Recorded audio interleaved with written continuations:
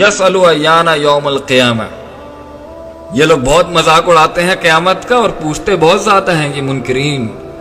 کہ قیامت کب آئے گی، قیامت کب آئے گی، کب آئے گا وہ دن، یہ ہڈیاں کب زندہ کریں گے اللہ تعالیٰ۔ تو اللہ فرماتے ہیں فَإِذَا بَرِقَ الْبَصَرُ، اب ہمیں یہ جواب دینا چاہیے ان کو، جس دن آنکھیں جو ہیں وہ پتھرا جائیں گی، وہ ڈائزلڈ ہو جائیں گی، وَخَسَفَ الْقَمَرُ، اور چاند جو ہے وہ اس دن اپنی روشنی کھو بیٹھے گا، وَجُمِعَ الشَّمْسُ وَالْقَمَرُ، اور جب سورج اور چاند ملا دیے جائیں گے، يَقُولُ الْإِنسَانُ يَوْمَئِذٍ أَيْنَ الْمَفَرُّ، تو انسان کہے گا اس دن بھاگنے کی جگہ کہاں ہے، کہیں ہاتھ چبا رہا ہے، کہیں بھاگنے کی جگہ مانگ رہا ہے، کہیں کہہ رہا ہے یقول یا لیتنی قدمت لحیاتی، ہائے کاش میں کچھ اچھا بھیج دیتا آگے، کہیں کہہ رہا ہے میں مٹی ہو جاؤں، کہیں کہہ رہا ہے ہمیں موت دے دے،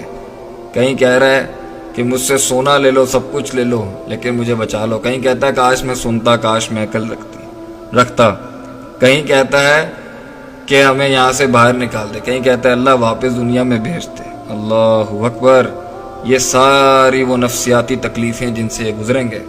سورہ زمر میں اللہ فرماتے ہیں وَسِيقَ الَّذِينَ كَفَرُوا إِلَىٰ جَهَنَّمَ زُمَرًا، اور اس حد تک کہ جب جہنم کی طرف گروہ در گروہ ان جہنمیوں کو، ان کفار کو لے کے جایا جائے گا، حَتَّى إِذَا جَاءُوهَا فُتِحَتْ أَبْوَابُهَا، اور جب کھول دیے جائیں گے دروازے، وَقَالَ لَهُمْ خَزَنَتُهَا، اور اس کے پہنچنے کے بعد ہی جہنم پر جب دروازے کھلیں گے تو خزانچی کہے گا وہاں پہ، ایک اور ریفرنس گیٹ کیپر کا، الم یأتکم رسل، کیا تمہارے پاس اللہ کے بندے نہیں آئے تھے، منکم، تمہیں میں سے، یتلون علیکم آیات ربکم، جو اب تمہارے ہی رب کی آیتیں تم پر تلاوت کرتے ہیں اور ہمیں آیتیں سن رہے ہیں۔ دیکھیں کتنا پیارا میسج ہے قرآن کا۔ وَيُنذِرُونَكُمْ لِقَاءَ يَوْمِكُمْ هَذَا، وہ تمہیں ڈراتے تھے اس دن کی ہولناکیوں سے، قالوا بلا، اور خاموشی، وہ کہیں گے ہاں آیا تھا، وَلَكِنْ حَقَّتْ كَلِمَةُ الْعَذَابِ عَلَى الْكَافِرِينَ، اور کافروں پہ عذاب کے کلمے سچ ہو گئے۔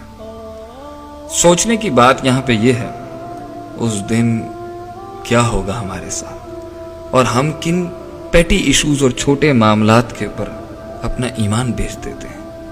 اپنی زندگی داؤ پہ لگا رہے ہیں آخرت کے مقابلے میں۔ اس دنیا کو ہم نے کتنی ترجیح دے دی ہے، اور ہم ڈپریشن میں چلے گئے ہیں صرف اس بیس پر کہ ہمیں کسی نے چھوڑ دیا ہے،